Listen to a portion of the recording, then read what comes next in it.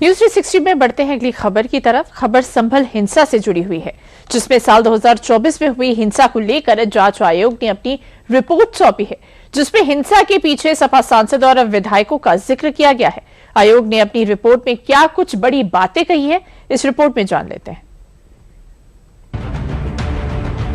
आगजनी, हिंसा और आग की लपटों में घिरी ये तस्वीरें आज से ठीक 2 साल पहले संभल की हैं, जिन्होंने पूरे प्रदेश को झकझोर दिया था। इस हिंसा ने सांप्रदायिक सौहार्द को गहरी चोट पहुंचाई और लंबे समय तक प्रदेश की राजनीति में इसकी गूंज सुनाई देती रही। अब इस मामले में न्यायिक आयोग की जांच रिपोर्ट सामने आ गई है। रिपोर्ट में हिंसा के कथित षड्यंत्र से जुड़े कई नामों का जिक्र किया गया है, जिनमें समाजवादी पार्टी के कुछ सांसदों और विधायकों के नाम भी शामिल किए गए हैं। संभल में 24 नवंबर 2024 को हुई हिंसा पहले से तय साजिश का नतीजा थी। न्यायिक आयोग ने अपनी जांच रिपोर्ट में ये बात कही। हिंसा के पीछे संभल सांसद जियाउर रहमान बर्क, संभल विधायक इकबाल महमूद के बेटे सुहेल इकबाल, जामा मस्जिद इंतजामिया कमेटी के अध्यक्ष जफर अली, सचिव मशहूद अली फारूकी, उपाध्यक्ष लद्दन खान, अधिवक्ता कासिम जमाल समेत इंतजामिया समिति के अन्य सदस्यों की भूमिका सामने आई है। आयोग ने कहा कि कोर्ट के आदेश पर हो रहे सर्वे को रोकने और राजनीतिक वर्चस्व बनाए रखने के उद्देश्य से भीड़ को भड़काया गया था।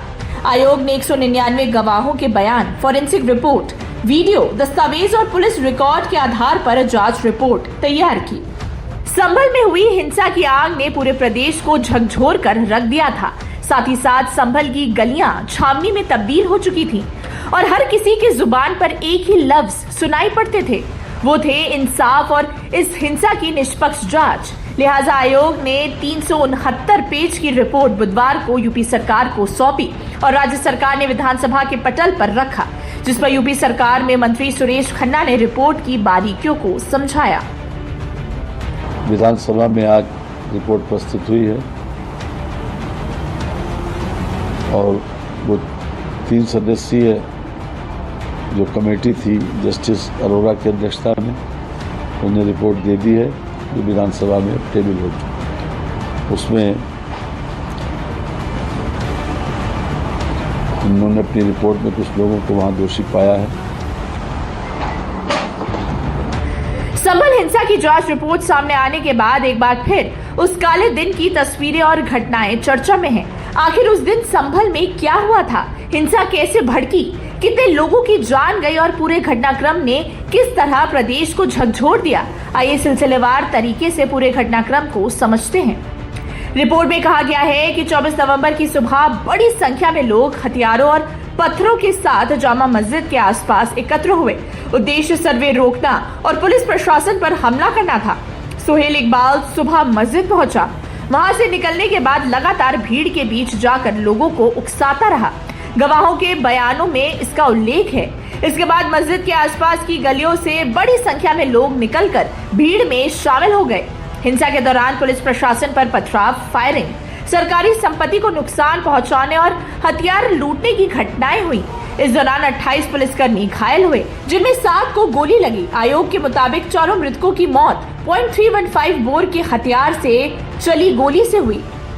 संभल हिंसा की जांच पूरी करने के बाद न्यायिक आयोग ने सिर्फ अपनी रिपोर्ट ही सरकार को नहीं सौंपी, बल्कि संभल हिंसा को लेकर कुछ अहम टिप्पणियां भी की हैं। आखिर आयोग ने किन बिंदुओं पर जोर दिया, क्या सुझाव दिए और उनका मकसद क्या है, इसको भी समझ लेते हैं। अदालत के आदेश की अवहेलना, संविधान के खिलाफ भड़काऊ बयानों से हिंसा को बढ़ावा मिला। जामा मस्जिद को तत्काल कोई खतरा नहीं था, मस्जिद हटाने का कोई आदेश नहीं था। हिंसा से सरकार और प्रशासन को बदनाम करने की कोशिश हुई। संभल हिंसा की जांच रिपोर्ट सामने आने के बाद 2 साल पुराना मामला फिर चर्चा में है। अब सबकी नजर इस बात पर है कि रिपोर्ट में जिन लोगों के नाम हैं और जो सिफारिशें की गई हैं, उन पर सरकार क्या कार्रवाई करती है। लेकिन इस पूरे मामले से सबसे बड़ा सबक यही है कि कानून से ऊपर कोई नहीं है और प्रदेश में शांति बिगाड़ने की कोशिश करने वालों पर सख्त कार्रवाई जरूरी है।